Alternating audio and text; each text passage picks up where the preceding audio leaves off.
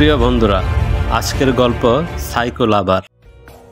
স্বামীর ক্ষত বিক্ষত নিতর দেহের দিকে অশ্রুসিক্ত নয়নে তাকিয়ে দীপ্তি মৃদু হেসে বলে, কেমন লাগছে অভি?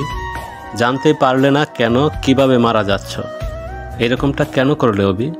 না হলে তো আমিও এতটা নির্দয় হতাম না। দীপ্তিরও সময় গনিয়ে আসছে দুনিয়া থেকে চলে যাওয়ার। অনেক কষ্টে দীর্ঘশ্বাস ফেলে ও ভাবতে থাকে কতই না সুন্দর আর হাসি খুশি পরিবার ছিল ওর, কিন্তু এক বদ দমকা হাওয়ায় সব এলোমেলো হয়ে গেল। আমি মার্শিয়া জাহান দীপ্তি। যখন আমার বিয়ে হয় তখন আমি ইন্টার ফাইনাল পরীক্ষা দিয়েছি। যথেষ্ট সুন্দরী ছিলাম।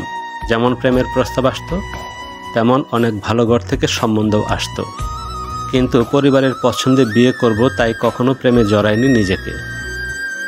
ইসমাইল একটা প্রাইমারি স্কুলের শিক্ষক, খুব সহজ সরল মানুষ।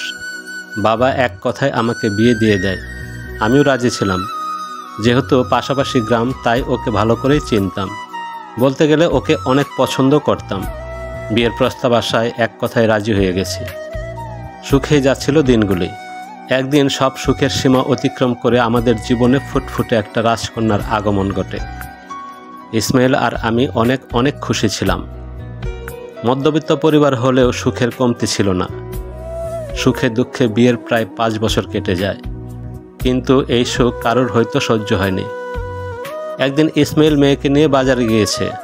কত হাসি খুশি না বাড়ি থেকে বের হয় বাবা মেয়ে দুজন। দুষ্টামি করে ইসমাইলকে জড়িয়ে ধরে বলি, দুজনে আমাকে একা করে কেন চলে যাচ্ছ? ইসমাইলও হেসে আমার নাকে নাক ঘেঁষে বলে, তোমাকে একা করে দেখতে চাই তুমি কিভাবে থাকো আমাদের ছাড়া। কিন্তু এই দুষ্টামি যে ফলে যাবে সেটা কে জানত? এক উন্মাদ ট্রাক ড্রাইভারের নির্মমতায় বাবা মেয়ের লাশ হয়ে ফিরে আসে আমার কাছে। আমার চারদিকে যেন অন্ধকার নেমে আসে। কোনো মতেই মানতে পারছিলাম না আদরের মেয়ে আর ভালোবাসার মানুষকে এভাবে হারিয়ে ফেলব। 2 দিন আগেও 3 জন কত জায়গায় ঘোরাঘুরি করে আসলাম। সব কিছু এক নিমিষেই শেষ হয়ে গেল। কয়েক মাস পাগল ছিলাম। এরপর আস্তে আস্তে স্বাভাবিক জীবনে ফিরে আসি। তবে ওরা দুজন প্রতিনিয়ত আমার স্বপ্নের সামনে আসতো। এইভাবে 1 বছর থেকে বেশি সময় কেটে যায়। এভাবে একা জীবন কি করে কাটাবো তাই আমার পরিবার, শ্বশুরবাড়ির সবাই চিন্তায় ছিল। একদিন আমার এক ফুপু তাদের পাশের গ্রামের এক ছেলের জন্য আমাকে বিয়ের প্রস্তাব দেয়।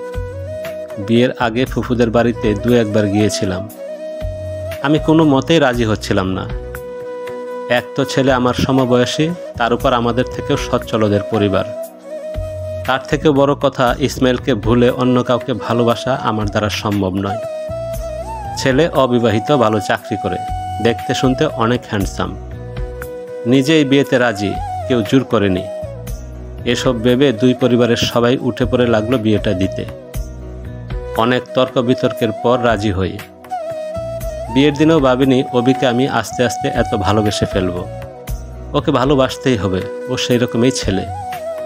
মাঝে মাঝে দেখতাম ঘরের অন্যদের সাথে রেগে যেত, তবে আমার সাথে কখনো রাগ করতো না। কখনো আমাকে বুঝতে দেয়নি আমি আগেও একটা সংসার করেছি।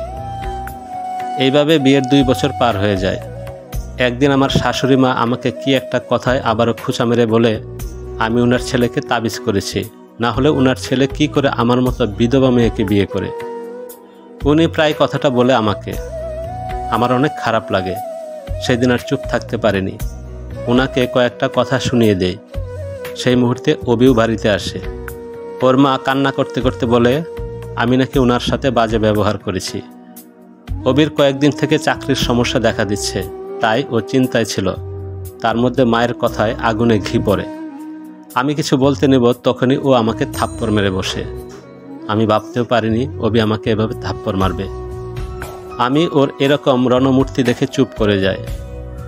আমার আম্মা সবসময় একটা কথা বলতেন, একজন গরম হলে তখন অপরজনকে নরম হতে হয়, এতে ক্ষতি হয় না বরং ভালোই হয়।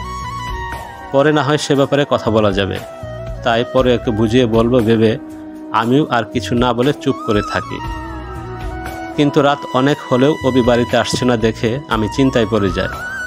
এই 2 বছর ওকে এত রাত অবধি বাইরে থাকতে দেখিনি। ফোনটাও বন্ধ। 3-4 বছর আগের ঘটনা মনে পড়ে যায়।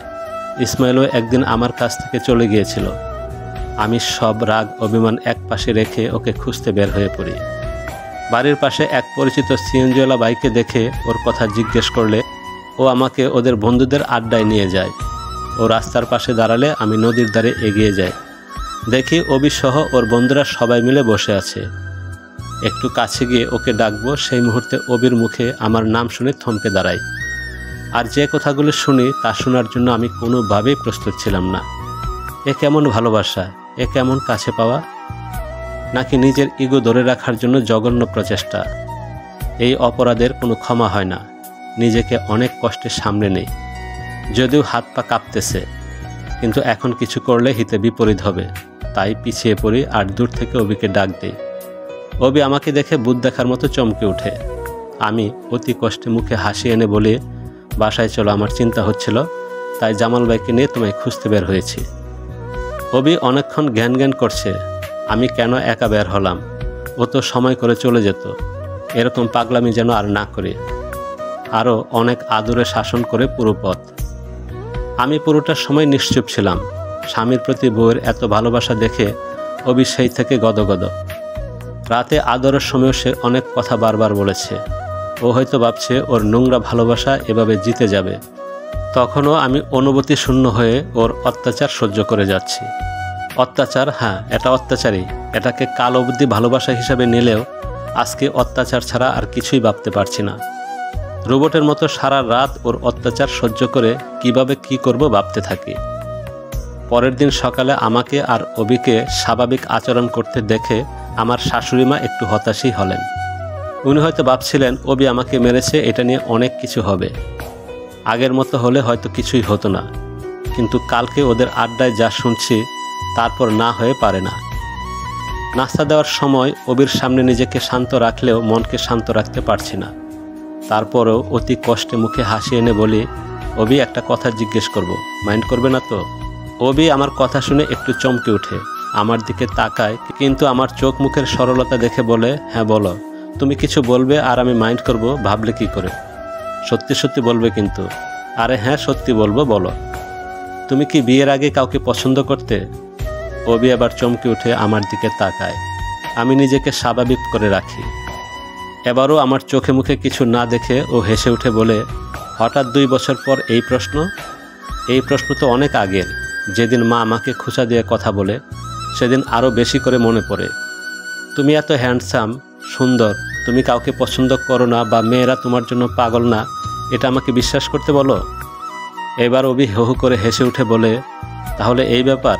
শোনো, মা কি বলেছে না বলেছে মন খারাপ করো না। আর হ্যাঁ, কালকের জন্য আমি সরি, আর কখনো এরকম হবে না। আমি বিড়বিড় করে বলি, আর কখনো এরকম হওয়ার জন্য তুমি বেঁচেও থাকবে না অবি। অবি ব্রুকুসকে বলে, কি বিড়বিড় করছো? না, সব ঠিক আছে, কিন্তু তুমি কাউকে পছন্দ করো কি না এটা তো বললে না। অবি প্রথমে খুব কৌশলে কথা ঘোরানোর চেষ্টা করে, কিন্তু আমিও নাছুর বান্দা, আজকে কথা আদায় করেই নেব। অনেকবার জিজ্ঞেস করার পর বলে, একজনকে খুব পছন্দ করতাম, তবে সেটা একতরফা ছিল। মেয়েটা ওর ফুফুর বাড়িতে বেড়াতে আসতো। আমি দূর থেকে ওকে দেখতাম, ওর গ্রামের আশেপাশে ঘুরতাম। হঠাৎ একটা কাজে বাবা ঢাকায় পাঠায়, এসে শুনি ওর বিয়ে হয়ে গেছে। ভাবছিলাম সব শেষ করে দেই, কিন্তু পরে নিজেকে সামলে নেই। তারপরও মাঝে মাঝে দূর থেকে দেখে চলে আসতাম। কিন্তু বিশ্বাস করো, বিয়ের 1 বছর আগের থেকে ওকে ভুলে নতুন সংসার করার কথা ভাবি। তাই আর কখনো ওর কাছে যেতাম না। বিয়ের পর আর কখনো ওর কথা একবারও মনে পড়েনি, কারণ আমি তখন তোমাকে পেয়ে গেছি। আমার আর কাউকে দরকার নেই। অবির কথার ধরনে যে কেউ ওকে বিশ্বাস করে নেবে, কিন্তু সত্যিটা কি সেটা তো আমি জানি। অবির দিকে তাকিয়ে মনে মনে বলি, কত সহজে সত্যি মিথ্যা এক করে বলে ফেললে। তোমার তাকে কেন মনে পড়বে যে সব সময় তোমার সামনেই থাকে? কি হলো, নাস্তা করছো না যে? মন খারাপ হয়ে গেছে না? তোমার স্বামী আগে অন্য কাউকে ভালোবাসতো শুনে? আরে না, কি যে বলো না। আমি তো জানি তুমি আমায় কতটা চাও, কতটা ভালোবাসো। আমি তাহলে যাই, নিজের খেয়াল রেখো। এই বলে অবি আমার কপালে চুমু দিয়ে চলে যায়। ওর এই ভালোবাসাগুলো আগে শরীরে শিহরিত বয়ে আনলেও আজকে ঘৃণায় রিরি করে ওঠে। তারপরও শান্ত হয়ে বসে থাকি, যা করার দ্রুত এবং সাবধানে করতে হবে। এখানে আর এক মুহূর্তও না। কার কাছে কথাগুলো শেয়ার করব বুঝতে পারছি না। ছোট ভাইকে বলবো, ও খুব ইমোশনাল, যদি কাউকে বলে দেয়। নাকি বড় ভাইয়াকে বলবো। পরে সিদ্ধান্ত নেই কাউকেই বলবো না। আমার অবর্তমানে ওরা বিপদে পড়ুক তা আমি চাই না। আম্মাকে কল দিয়ে কান্না করতে করতে বলি, আম্মা, বাবাকে খুব মনে পড়ছে। বাবার অসুস্থতার কথা বলে শাশুড়ি মাকে বলেন আমি আজকে আমাদের বাড়িতে যাব। তোর বাবা তো সারা বছরেই অসুস্থ থাকে, এইভাবে আসার দরকার নেই, অবিকে নিয়ে আসিস। আম্মা প্রথমে রাজি হচ্ছিল না, যদি অবি রাগ করে, কিন্তু আমাকে তো আজকে বের হতেই হবে, তাই আরও কান্না করতে থাকি।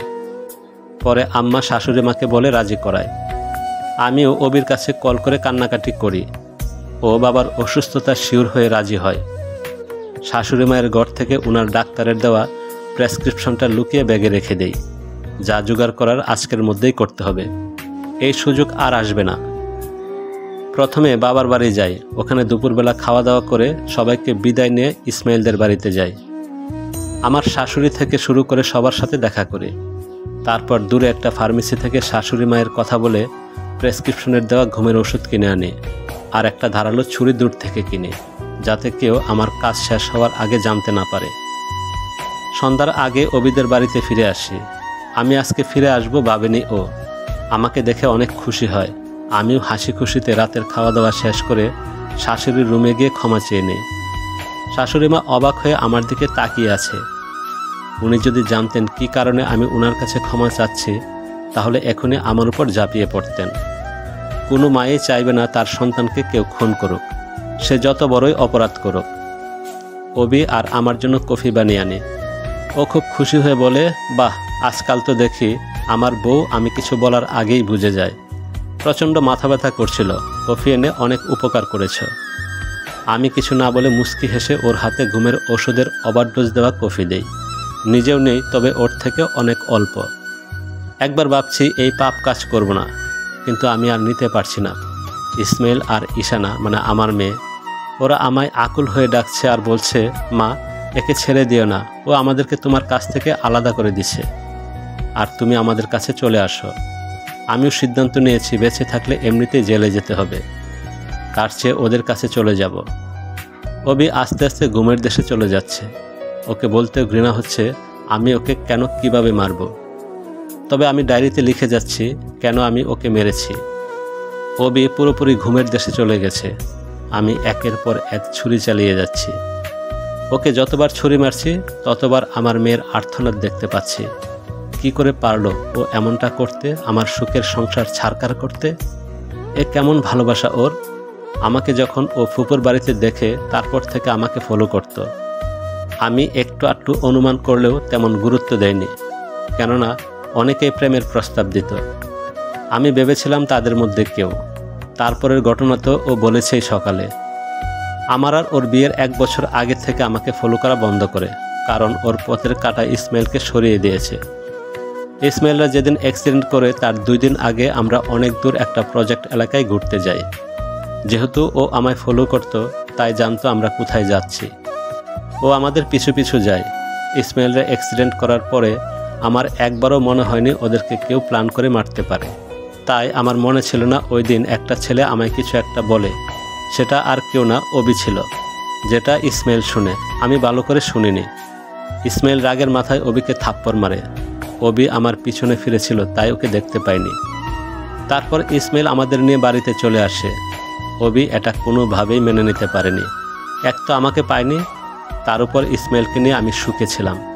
এখন আবার ইসমাইল এতগুলো মানুষের সামনে ওকে থাপ্পড় মেরেছে। ওর ইগোতে লাগে। সব মিলে রাগের পাহাড় তৈরি করে, আর সে রাগের পাহাড় গিয়ে পড়ে আমার ভালোবাসা আর আদরের সন্তানের উপর। সেদিন যখন অবির বন্ধুদের আড্ডায় আমি যাই, সেদিন অবি ওদেরকে বলছে আমাকে থাপ্পড় মেরে ওর খুব খারাপ লাগছে। তখন ওর অন্য একটা বন্ধু বলে, এইরকম একটা থাপ্পড়ের জন্য তো তুই ওর পরিবারকে ট্রাক চাপা দিয়ে মেরে ফেলেছিস, এখন খারাপ লাগার কি আছে? তখন অবি রেগে গিয়ে বলে, ওকে আমি ভালোবাসি, কিন্তু ওই ইসমাইল কি করলো, আমার ভালোবাসা কেড়ে নিল, আবার আমাকে অপমান করলো। এটাই হওয়ার ছিল ওর সাথে। আমি জিতে গেছি, এখন দীপ্তিও আমার কাছে। কথাগুলো শোনার পর মনে মনে সিদ্ধান্ত নিয়েছি এরকম সাইকো ভালোবাসা আমার কোনো দরকার নেই। যে ভালোবাসায় ত্যাগ নেই, শুধুই বুক আর হিংসা, অতঃপর খুন। ডায়েরিতে আর কিছু লিখি নাই। যে লিখত সেও না ফেরার দেশে চলে গেছে। এতক্ষণ পর্যন্ত পুলিশ অফিসার শামীম আহসান ডায়েরিটা পড়ে সবাইকে শোনাচ্ছে। একদিকে মেয়েকে ধরে দীপ্তির বাবা মা আত্মীয় স্বজনরা কান্না করছে, অন্যদিকে অবির রক্তাক্ত দেহ জড়িয়ে ধরে ওর মা কান্না করছে। পুরো গ্রামের মানুষ এক হয়ে গেছে। কেউ ভাবতেই পারেনি অবি এমন বা ওর সাথে এমন কিছু হবে। ভালোবাসলে যে পেতে হবে এমন কোনো নিয়ম নেই। ভালোবাসায় হার জিত থাকে, তাই বলে জোর করে তো ভালোবাসা আদায় করা যায় না। আর যদিও যায় তার পরিণতি খুবই করুণ হয়। ভোগে নয়, ত্যাগেই শোক।